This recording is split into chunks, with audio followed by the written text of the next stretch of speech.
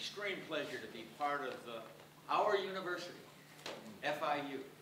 I love that phrase that Dr. Rosenberg uses, because there is only one university and one special community. It is an exciting place to be because this is an entrepreneurial institution, FIU.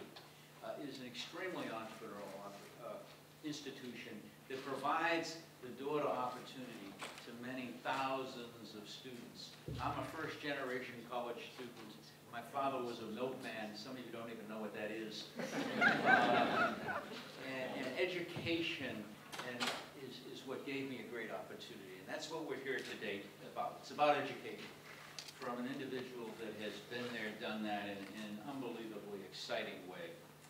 And I would like to ask Dr. Mark Rosenberg, our president of our university, to come up and introduce our speaker. Thank you.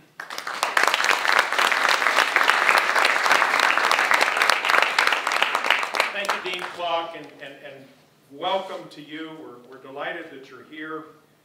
We know that you, as an entrepreneur in particular, will appreciate the Wertheim Lecture Series that allows us to speak with leading thinkers, leading doers, individuals who take risks and who know how to multiply those risks into jobs and value for our community. And there's no better example of that than Medina, who I'm going to introduce to you in just a moment. I do want to thank his daughter Melissa for being here, and I want to thank our colleagues from Sabadell United, Orlando Roach and Julian Mesa. I see Sal Ferradas here, U.S. Trust. Individuals who understand the importance of a thriving public university in a thriving global city like Miami. We're spending a lot of time now thinking about entrepreneurship because we understand that the key to the future, and I see Mike Tomas there as well, one of our very own. Mike, thank you for being here. We're spending a lot of time thinking about entrepreneurship, ladies and gentlemen.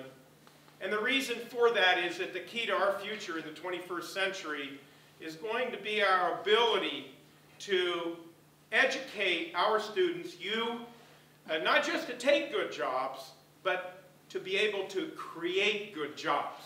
Because in the end, our ability as a community to thrive is a function of our graduates' ability to maneuver through and survive and thrive in the thorny, difficult, competitive waters of the 21st century global economy. And here today, we have someone consistent with the purposes of the Wertheim Lecture Series, someone who has negotiated these waters and done very well for our community, figured out how to create jobs, and left lasting value. Our distinguished speaker, Medina. He is CEO of Medina Capital Partners, which is an investment firm focused on funding technology companies. Clearly, technology is at the forefront of our ability to be successful in this community. He is an accomplished speaker on a wide set of topics, ranging from entrepreneurship and technology to global business, and he's very able, because he personifies, very able to articulate the keys to success. And I know you are all looking for the keys to success. You may have seen him on television, on CNBC, on Bloomberg, on Fox Business, discussing IT industry. He's a visionary. He understands where the market forces are going. Like many of our neighbors in South Florida, probably some of your family members, maybe even you, he is a Cuban exile. He came here when he was 13 years old, and he worked hard to achieve the American dream. And I'm sure that he would tell you that the key to success is hard work, and then after the hard work, more hard work. And nobody personifies that more than Manny. In 1980, he founded the information technology giant Terramark Worldwide. He built Terramark into a global technology leader. And here we were discussing in the late 90s the importance of the internet and where the internet was going. And then right before our eyes, up pops this incredible facility right near 836 and Miami Avenue that you've probably seen, this incredible facility that came to be known as the NAP of the Americas, the Network Access Point of the Americas, essentially bringing the internet, the nodes that were going to connect the internet north, south, east, and west right to Miami. And that is because of the vision of our Manny Medina through his entrepreneurship. He founded Transatlantic Bank and grew it to over $600 million in assets. He has a vision for how to create wealth, how to generate and preserve wealth. Ladies and gentlemen, please join me in welcoming Manny Medina to our FIU.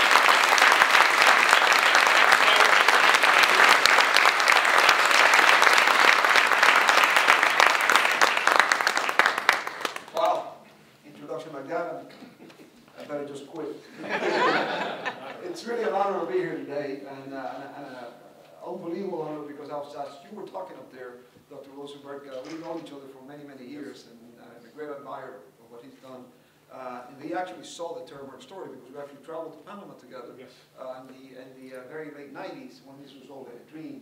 And I'm particularly pleased to have you here, Dean Clark, because I had an opportunity to meet Dean Clark just before here, and it is such a great advantage for you guys studying here today to have a dean who actually was an entrepreneur, who actually knew how to meet a payroll on a Friday, right?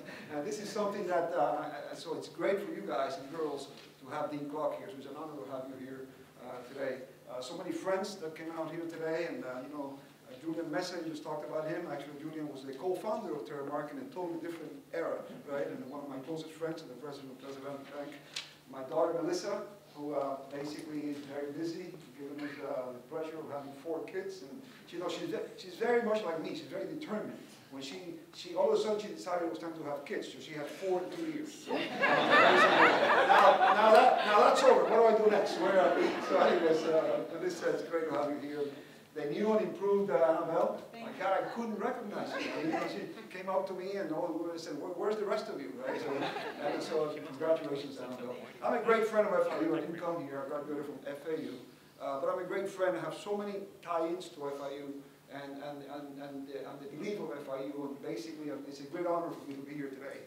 And what I'm going to talk about today is really mainly geared to you guys back there, to the students, right? It's not this. You know, I mean, I think all of you, hopefully up here, will not be bored, but it's really mostly for you, because at the end of the day, what I was telling Annabelle, the reason why I like to talk to you guys and girls is because you're going to be graduating, you're going to have a student loan, and what you really want to do is make money, right? I mean, let's be serious. You're not here to hear, you know, and now, so this is what I want to talk to you about today. I want to talk to you about entrepreneurship, whatever that means. So, first of all, I'm going to disappoint you. I'm going to disappoint you starting out by telling you there are no secrets. If you think there are secrets, there are none. I am always amazed at the weight loss industry, right? Now, this is not to take it on Annabelle, right? Because she just lost 50 pounds. But there are billions of dollars spent on all these diets, and you know, at the end of the day, to lose weight, you exercise more and eat less, right? There's not a real big secret. Now, the same thing happens in entrepreneurship. There is no secret, right? One of the questions that I'm always asked and to talk about is, are entrepreneurs born? Or can you train to be an entrepreneur? How does that happen? I'm a very big believer that entrepreneurs actually are trained. Now, there are certain abilities, one way or the other, but I'm a very big believer that you can actually train to be an entrepreneur. And I've thought about this long and hard. As a matter of fact, if you think about it, being an entrepreneur is the only thing that requires no special skills. The best definition of an entrepreneur that I've ever heard is that he or she is so dumb that they don't know that what they're about to do is not possible. That's the best description of an entrepreneur. Anybody can be an entrepreneur. You can be 85 years old, you can be 10, you don't need to have special skills. I love tennis. I couldn't go, for the life of me, go play at Wimbledon. You don't need any special skills. In most things in life you do. You need to have a skill that you were born, God gave you. To be an entrepreneur, you don't. Anybody can go ahead and do it, right? So I'll talk to you, most of my talk today is going to be talking about the actual, you better start the clock, because if not, I'll be here for about 2.5 hours. Anyways, I'll talk to you about the thoughts that I've had, and I've thought long and hard about this, that have helped me in my entrepreneur successes. And then people ask me, how about luck? Was luck play, you know, are people just born lucky? And I think I've thought a lot about this, and I think there's a certain factor to luck. I think luck plays a factor. But let me tell you what I have found out in my own life. The harder I work, the more that I prepare, the luckier I get. It happens to be, you know, kind of a direct relationship, right? And I love the story of, you know, that talks about luck. It's about, there's a racetrack that actually had a promotion going on where they actually, they were giving away $50,000 to two people to go to the tracks and bet it to their track that day and bet it. So these two guys won it. It was about 6 months later they were going to go. And one of the guys, neither one of the two of them knew anything about horse racing. So one of the guys said, you know, I need to learn about horse racing. So he began learning about horse racing. He began learning about every horse that was going to run in that race, the genealogy tree of that horse, who sired him. He learned about the jockey. He learned about the track, how long it was going to be. He started forecasting weather, what veterinarians were using, what drugs. And this guy worked his behind off for 6 months before the day of the race, right? And the race day comes about. And of course, you know, he also learned a lot about betting. So he actually said, you know, I'm going to put a couple of dollars into the long shot. I'm going to put some in the ones that I now think are going to win. And I'm going to put a majority of my money to place because I have the best odds. So he actually had a betting strategy that he had actually studied, right? And he did pretty good. He actually, at the end of the race, he actually made, he didn't have a windfall, but he made a little money. His $50,000 became around $80,000. So it was a good payday. The other guy didn't do anything. He was just so excited that he won his $50,000. He went out drinking, and every now and then he would tell his friends, can't wait for race day to come. Didn't do nothing, didn't know anything about horse racing. So finally race day comes, he hadn't done anything. He gets up that morning, and he usually got up at 6 a.m. That morning, for some reason, the clock said 5:55. I said, okay. So, and then when he looks at the calendar, it's the 5th of May, 5:5. He said, aha. So I see a trend here. So he goes downstairs, and there's 5 place settings instead of 4, because he forgot that he had a guest in the house for breakfast. So forth. Since he was going to the racetrack that morning, he used a different bus. So that bus route was number 55. So this is a trend, right? So he says, this is my lucky day. This is just a sign. It's my lucky day. So he goes to the track, to the race, takes $50,000 and bets it on number 5. You know what happened? Came in 5th place.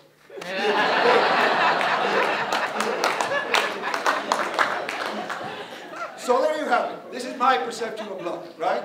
And that's how I feel about luck. It plays a role, but you've got to make yourself be lucky, right? So let's talk about entrepreneurship and some of the things that I have thought about a lot that works. And one of the things that works, and these are all ways of life. It's not something that you can say, I'm going to do one point or another. The most difficult one is the first one that I want to talk to you about. Is for you to have a positive attitude. And I know that sounds easy. I want to have a positive attitude. Well, let me tell you something. It is extremely difficult for you to have a positive attitude all the time. But I will tell you something, it will be your biggest asset. If you have a positive attitude, people are going to come to you. You're going to attract them, right? All kinds of people, because they want to be reinforced. And if you can train yourself to have a positive attitude, that's the one thing that you can control. You can't control what's going to happen to you. And you know, stuff is going to happen, right? Your girlfriend is going to cheat on you, you're going to get a ticket, your car is going to get stolen, you're going to get sick. You know, the most grievous things are going to happen to you. It's really how you react to them that actually makes the big difference. And you know, I see everybody nodding, but I got to tell you something. It is extremely difficult when you're right in the middle of it. And one thing that I actually have learned through the years, I'm a great admirer of the Oriental cultures and Chinese, and I think you can learn a lot from them, is that the bad is just as important as the good. You can't have one without the other. It's the yin and the yang. That circle that you see, if in order for you to go like positive, you got to go negative, right? And the most darkest, difficult things need to happen to you for the best things to happen to you. And if you actually understand that, you cannot have the good things without the bad things. They just cannot happen. It's physically impossible. You won't even be able to recognize it. So the moment that begins to seep into you, what you need to do is then realize that you actually have something bad happen to you. As a matter of fact, some of these Eastern cultures celebrate when something bad happens to them because then something good's going to happen to them. So if you take that in the context, and I know some of you are saying, well, how could it be as you're going through it? And I would tell you, for my advice, is the number one thing that you actually have to really discipline yourself to do. And it's really a discipline as you're going through it. And I got in my own personal life, there has been nothing, zero that has happened to me that eventually didn't turn out to be good. Whatever it has been up to now, right? So therefore, this is one of the number one things. So basically, I just think that the positive attitude, and I spent some time on this because I could just tell you, what does it have to do with you? You're already educated. It's that energy that you portray, and you don't have to be a dynamo. It's just basically think about, there are friends that you have, I'm sure each one of you back there, that you love to hear from, and friends that are dear friends anyways, but when they call, he or she always has a tragedy. Oh, there's always something wrong, right? So anyways, don't be, I would strongly advise you to be the foreman on the ladder. The second part that's actually helped me a lot is you yourself, you begin building your own image. You are your most expensive brand. There's no other brand. So you begin building that brand already. You're already building your brand. So one of the things that I recommend to young guys and girls is to build your brand, you have to keep your word. I know that sounds easy, but what I mean by keeping your word is you become reliable. People come to you because they can count on you. You're going to be there on time, you're going to be, whatever you say, they know they can take it to the bank, etc., etc. So you become a reliable person. So what happens is, when you become a reliable person, and you're an entrepreneur, who are you going to bring a deal to? To somebody you can trust that it's going to execute. When you're a banker, who are you going to lend to? Right? So forth and so on. So keep your word. Sometimes it's very expensive for you to keep your word. It doesn't matter. It'll come back to you 20 times over, right? Because eventually you create your brand of trust. And that brand of trust is probably the most important thing that you have, besides a positive attitude. So one of the greatest stories that I say about this, and I got a million stories of keeping my word that has cost me money. But one of the most interesting ones is when, in a previous life, when Terramar was a development company, we developed a lot in Coconut Grove. And I was persona non grata in Coconut Grove. They hated my guts. I'm telling you, Coconut Grove was a very activist. That's why it's such a nice neighborhood. But at the time we were building, we owned Monty's, we were building Cocoa Walk, we were doing all this stuff. So the neighborhood of Coconut Grove really hated me. They saw me as I personified everything that was wrong with these greedy developers that were out there. So to the point where one day Melissa and her brother, and we said, we were standing, and there's a thing in Coconut Grove called the Mango Strut Parade, right? So we were standing there, and all of us, and there was a mock New Orleans festival. You know how they did, the Mango Strut Parade, they just spoof everybody. They don't have any. So they had a New Orleans breakfast, funeral, and and they had a coffin. And the coffin had my name on it. So that's how much they hated me, right? So anyways, we were in the process of building what is now, what used to be the Terramar Center, a high-rise building. So we were there, I had assembled the land, we had already salvaged everything in the property, and the ironic part about this is that God works in mysterious ways, because I don't like cats. Melissa knows that I don't like cats. You know, basically, I'm not a cat person, I'm a dog person. So basically, anyways, in Coconut Grove, the per capita cats is probably about 9 cats per person. Everybody has about 9 cats. So I'm about to demolish these structures, and I get a call one day from this reporter just before. Bulldozers are there, and she says, "What are you going to do about the cats?" And immediately I said, "Oh, okay." I said, "What? We're going to make sure that they're okay." He says, "How are you going to do that?" He says, "Well, you know, we're looking for somebody to help us." He says, "Well, I have a person." And the reporter recommended me this cat lady, right? And I actually went in and I said, "I'm going to do it." He says, "How do I know you're going to do it?" Because I said, "I give you my word I'm going to do it." Now, imagine this. This is a huge project. Delay the project, get the cat lady, trap cats, hundreds of cats. We actually then neuter the males, spay the female, have an adoption program for the kitties, blah, blah, blah. Me, which I would have eaten cats to without any problems. I'm going through all this stuff, but I kept my word, right? And I told them it cost us a fortune. That reporter, I still have the story, came out with a great story. That turned the entire sentiment of the neighborhood, right? And eventually, you know, they saw how much I love cats. So anyways, keep me your word. Develop your brand, right? Be on time, become reliable, right? The third, or one of the other points that I've always known that helps me a lot is actually to keep informed. What I mean by that is, you're now educated. You're now business majors or whatever major, etc. Expand from that. I am an insatiable reader. I love Jeopardy. I love to know. I don't care what. I want to know everything. I am always curious about finding out and reading and keeping yourself informed, because then you become an interesting person. You can go out and have a conversation with somebody, and let me tell you, 99% of business is relationship. It's not about the deal. It's about being fishing or in the golf course or playing tennis or just walking, and you become an interesting person. People want to be because you, at the end of the day, you have a good time with that person. So keep informed, right? Don't box yourself. The best story I have about that is when they asked me to give the commencement address at the University of Miami Engineering School. And the dean, was a good friend of mine, so I went up there and they had all this, like you guys, all the regalia. I have my regalia on, and I'm giving my commencement address to, I don't know how many engineers, there's probably 500 engineers in there. And I start out the talk by saying, I'm sorry, you already made a mistake that I can't help you with. You decided to become engineers. Now, this guy's supposed to inspire us. Where am I going with that, right? Where I was going with that is we eventually employed hundreds of engineers. What I was telling them is, get out of that box. Engineers think that they rule the world, and they think that everything is science and symmetric. What I said is, get out, expand your horizons, and you're going to be a much better person for it. So keeping yourself informed, I think you will find extremely important. Another very simple one is keeping fit. Now, what does that have to do with entrepreneurship? This is what's going to make you a good entrepreneur. I find that keeping fit is a necessity. I treat exercise the same way I treat bathing or brushing my teeth or eating, right? As a matter of fact, in mornings, when I don't want to exercise, when I need it the most, and I force myself. I had a few glasses of wine too many last night, and that morning I just push myself out of there. And exercising the outside of your body and also exercising the inside of your body. I think the contemplative sciences are way underrated. And I believe that you need to have time, in particular today's society, to take time for yourself. It doesn't have to be, you have to be a transcendental meditation expert. You just need to sit. Look at the waves, look at the stars, be quiet, don't be looking at your PDA, forget about Facebook, forget about LinkedIn, just take time for yourself and kind of heal yourself inside, because there's nobody that talks to you more than yourself.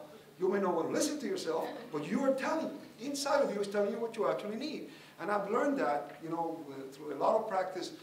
There's things that help you, breathing exercises, etc. So keeping yourself fit, both externally and internally, and basically get away from those PDAs. What is so important that you need to be looking at, like, for example, right now she's looking at it, that actually is more important than what I'm saying, right? So, so it's whatever she's doing, she should have not been here because she should have been there. I don't need to pick on you, but this never fails. It always happens. So the whole point is, keep yourself fit inside and inside, right? I mean, inside and outside. Another one that is very important, that always helps me a lot, is keep a sense of humor. Be self-deprecating. Laugh at yourself. I find that people that are successful typically have a good sense of humor. They know how to laugh at themselves. And that shows a sense of confidence. It also shows that you actually are so convinced of what you're doing that you don't mind. You don't take it personally. And so you really need to, now there's a fine line between being a clown and having a sense of humor. You don't want to be a clown because that's losing respect for you, right? But having a sense of humor is extremely important. It's helped me a lot in my career. The best example I use about this is when in Terremark, we were actually out in Culpeper, Virginia, and built a huge data center campus. Culpeper is a lot closer to the Appalachian Mountains than it is to Northern Virginia. It's a redneck hick town, and etc. So you go there to Culpeper, and all of a sudden, we bought an old vineyard, 30-acre vineyard, that had been, when we bought the land had been in the family since the 1700s. That's how much heritage it had. So here we are. Culpeper is about 60 miles from Washington. So here we are, buying this vineyard that had been abandoned to build a data center. And the Culpeper Star began writing all this article about Medina, Cuban American. Imagine that, So, and I had been stealth. Nobody had met me in Culpeper. So eventually comes time to announce the project, and it was a big deal. People came from miles around, thousands of people.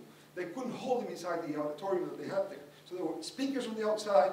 Governor Kane was there, the mayor of Culpeper, big part of my staff. And they were all there saying, who the hell is Manuel Medina, Culpeper, what is he doing here, etc. So I start out, Governor Kane introduced me, and I started out by saying, well, it's a pleasure to be here, absolutely an honor to be in Culpeper. And then I stopped. And I said, I'm already disappointed. one of the first things that I asked you, Mayor, was I wanted a microphone without an accent. Okay? How did you do this? What's what happened? They burst laughing. And I broke the ice, and they actually said, you know what, I became some of my best friends are there. I used to, they invited me to all these barbecues, and we became great friends. So the sense of humor is very important as you actually move on. Another one that is very important is the fact that you got to keep yourself humble. If not, life is going to do it for you. If you believe you are the greatest thing since the invention of lollipops, life is going to show you that you're not. And that, and it happened to me, right? And basically, and I'm telling you from experience, in the 80s, I was going full blast, and then these were great, late 80s, terror buildings and blah, blah, blah. I was having cat fights, but that was all part of how great I was, right? And then all of a sudden, I came this close to bankruptcy. This close. I never filed, but my forms were filled, and I still have them, right? And this had nothing to do with me. It had something to do with the SNL crisis. The main tenant in the building actually got indicted. The executives got thrown in jail. And all of a sudden, I found myself in the Middle East, in the middle of the fires in Kuwait, and et cetera. I've experienced loneliness. I've never experienced solitude the way that I did. And life actually, and you know what? It was the best thing that happened to me. So life has a way of keeping you humble. And what happens is that the real powerful people are humble. Everybody that I know that has tremendous power are humble. The ones that I always continuously have to tell you how great they are, et cetera, for some reason or other, I shy away from. So keeping humble is an extremely important part of it. One of the last ones, because I want to be sure I have plenty of time for Q&A. One of the things that happens in this, I'm not presumptuous, and I think a lot of you, particularly guys and girls out there, anybody, will have a lot of questions, and I'm very happy to talk about any subject, right? But one of the things that actually has helped me a lot also is, and I've thought a lot about this because people say, trying. Keep trying. If you passionately believe in what you're doing, now, don't become delusional. There comes a point where you actually have to throw in the towel. But if you believe in what you're doing, just keep trying, keep trying, keep trying, keep trying. It's an old adage that basically, I used to laugh when people come to me, I can't find a job. What have you done? Well, the average person spends so many hours a week looking for a job, so I've spent 20% of that, more. But I don't believe in averages. I think averages are, the averages, I love the story of, the guy with a head in the oven and the feet in the freezer, the average body temperature is 97.3, right? So averages don't mean anything. Have you actually dedicated yourself? Have you done everything possible? I used to get emails, to whom it may concern. I attach it to my resume, etc., so forth and so on. So trying, if you passionately want something and you've got to go after it, don't lie to yourself. When you speak to yourself in those contemplative minutes, think, have I really done the best that I possibly can? One of the greatest examples of this is when in 2001, we completed the Napa of the Americas, and the Napa of the Americas was completed without all the funding in place, right? So, because that's the way you typically do one of these projects. We weren't planning for the internet bubble to burst. We weren't planning for the telecommunications industry to implode. We weren't planning for September 11th to happen and bring the biggest disaster that our nation has seen since Pearl Harbor. And all of a sudden, funding dried up. And actually, Wall Street was out to lunch. People were actually in an incredible downtrodden mood. And here we were on a $150 million project with not all the funding in place. So you know what I did? I said, I'm going to go out and find it. And I did. Some of you here actually wouldn't even return my calls because basically I would not give up. And, and the idea was we believed so much in what we were doing that eventually the value of this was going to be that we actually said, we're not going to do it. We're not going to let it happen. And basically, and we used to pitch anybody, right? There was a time, my CFO and I would actually, we would fly to LaGuardia, coach with our credit cards totally maxed out, and we would pitch the cab driver along the way if he would give us. And in those times it wasn't like today. You had your PDA and everything was set up. I used to carry my big laptop. I used to carry my projector, and et cetera. And so anybody who will give me 30 minutes and 15 minutes. So I used networking, and we were in a meeting with one banker, and the banker actually. So we passionately go through this entire presentation, what this is all going to be, why you need to give us this funding.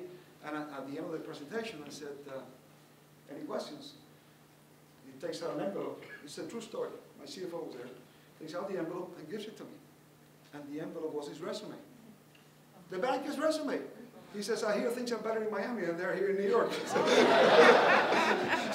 you know what? I said to her, I said, let's go to plan B or C, okay? But the point being is, so we were so distraught that we couldn't get this funding. It was just like drips and drops, a little bit here, a little bit there. So where I live is a place that actually most of the people, except at the time, I was one of the rare exceptions that was absolutely totally broke. But at the time, the people that are there actually have.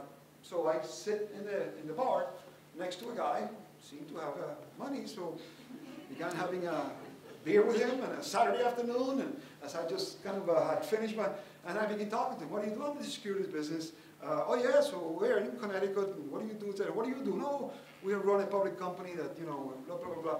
Make a long story short, and tell him about the NAP. He says, where is this NAP thing? And the guy says, right here in downtown. He says, can I see it? He said, let's go. Right now, this is a Saturday afternoon. Call my people. We're there. We get to the NAP. We're giving him a tour. Any of you who took a tour of the NAP knows that I was very passionate about giving those tours. So basically, and I'm telling him about all this stuff. In the middle of the tour, he stops. He says, okay, I'm done. Oh, shit, here we go again. He says, I'll do a deal. How much do you need? I said, so I'm thinking to myself, okay, I said, 90 million. He said, okay, I think we can do that. Okay? He said, but you know what? I got so much competition for it that I really need to show that you're serious. So you need to fund me 10 million. And then, you know, Taylor says, I can do that. By Friday, we had $10 million fronted. 30 days later, we got a wire transfer for the rest, right? Never give up. You had the passion. That was the turning point. From then on, institutional financing came, we got rated, we ended up becoming what we did because we never gave up. So it's that trying, and the problem with trying is you don't know that your next call is going to be a successful one. A professor of mine once told me, I never forgot, it's like a very, very incredibly high ladder. You climb and you climb and you climb and you climb and you climb and you climb. You don't know if it's going to be the next one, but you still got to go another 5,000. Think about it, right? And I've never forgotten that. I was in Miami-Dade at the time, and that's the problem. But if you passionately believe in what you're doing, do not give up. Keep trying, and eventually, you know, you will see the success come. So anyways, I had to beg Ana Maria for an additional little bit of time because he said 20 minutes we were going to be electrocuted. So already past my time. So I just wanted to tell you this. I hope that I'm not being presumptuous in telling you some of my stories, and for all you guys and girls out there, I've really had a lot of thinking about this, and I hope that you actually take it to heart because it's going to help you as you move along, particularly in these very precarious economic times that you have. So thank you very much. Hello, Mr. Medina. Thank you very much for your lecture. Thank you. My name is Marcus Blumhardt. I'm an alumni of the Master of International Business program here at FIU. And my question is, I read about you in the Miami Herald and about Medina Capital Partners. Can you tell us something about that? Did you already do investments, or what's your plans for the future? Absolutely, yeah. So what we did is once I sold the company and I exited, I did something I haven't done since I was 13 years old. I took real time off, and I spent a lot of time contemplating what I was going to do. So what we do is we have put a lot of our former core team of Terramart, my former CFO, the same guy with the story, CLO, Chief Legal Officer, and the former CEO, actually the guy who took my job. They've all left and created this very cool little team, which is basically focused on funding growth equity, not startups. We're looking for companies that have a plan that actually is moving forward towards a direction that we can help with capital, but we can also help strategically. The great thing about the 11-year Terramart story was that it was a PhD. It wasn't an MBA, it was a PhD. We touched so many products, so many geographical areas, and so many market segments that is actually, so that's what we're trying to do. We closed our first deal already. We have a very full pipeline of opportunities that we're contemplating, and it's very exciting because I don't have a quarterly call, I don't have 10,000 shareholders, and we're doing it at our own pace, looking for that, and I love technology. We're looking for that company that basically, we're looking at two things. Companies that have technology that cannot be disrupted because it's not going to go away. For example, DDoS, denial of service attacks. You've heard about all these banks being hacked. That's the first thing. That's what we did. Or technology that is very disruptive, like a virtual world, right? And protecting the virtual world. So that's what we're doing. Thank you. Mr. Medina, thank you for being here in FIU. I'm an FIU alumni back in the days of '82 where all these dreams were being brought about. Dr. Rosenberg was a professor and so forth, and things have produced here at FIU.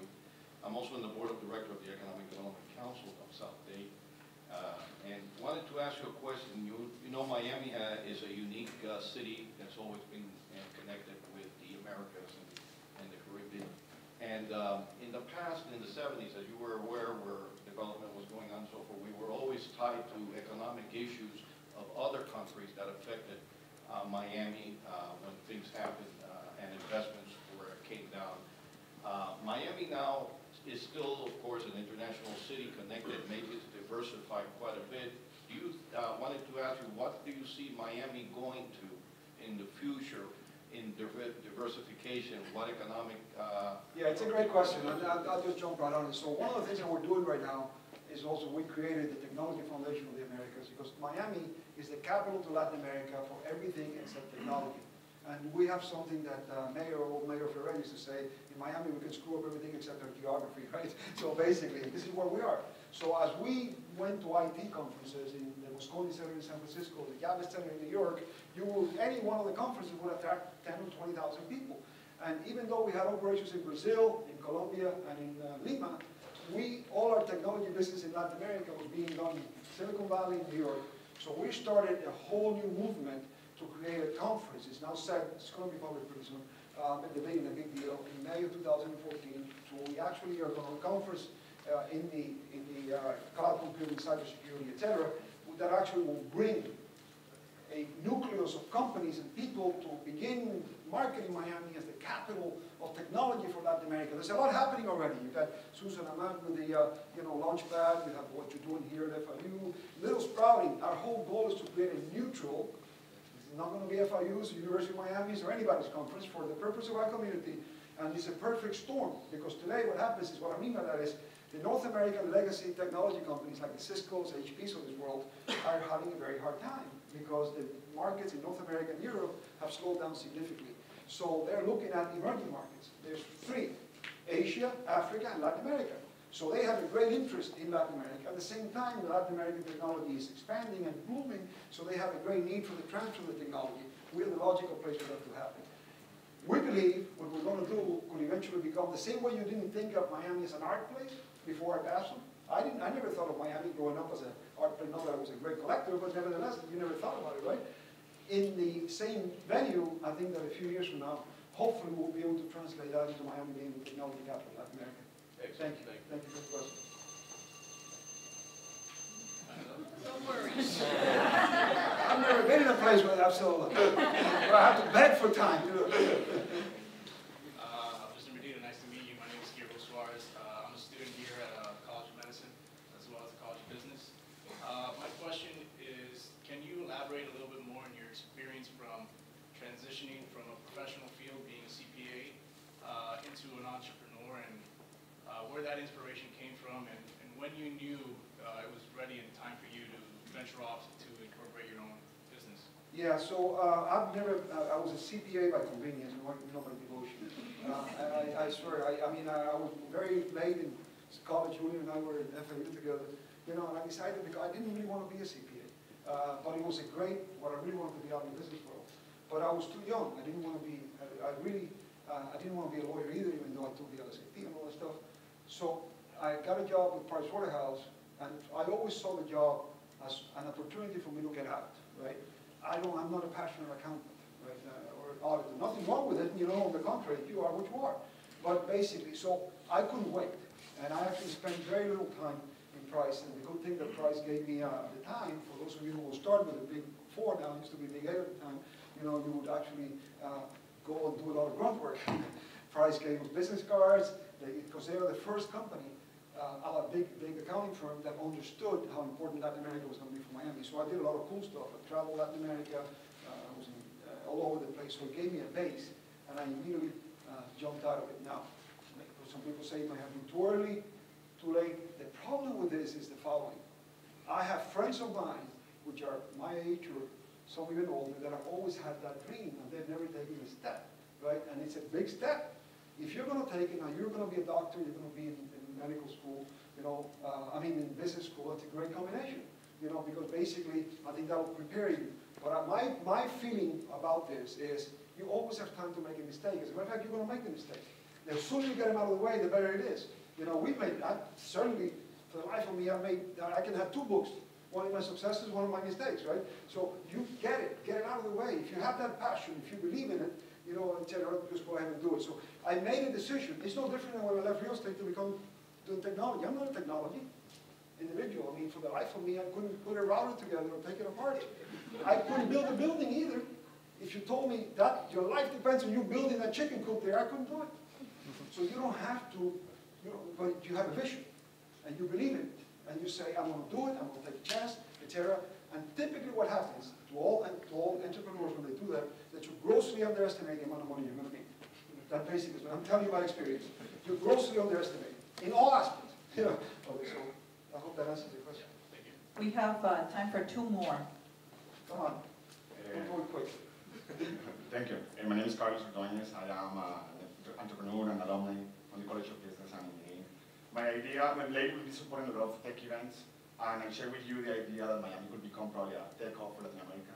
But what should universities be doing to actually enable tech entrepreneurship? I mean, as we know, probably cannot be taught, but maybe... Yeah, so these are all questions, these are all things that come together, right? You need more, Dean Clark and I were talking about, you need more money, you need more venture capital, early startup money, but it all comes together.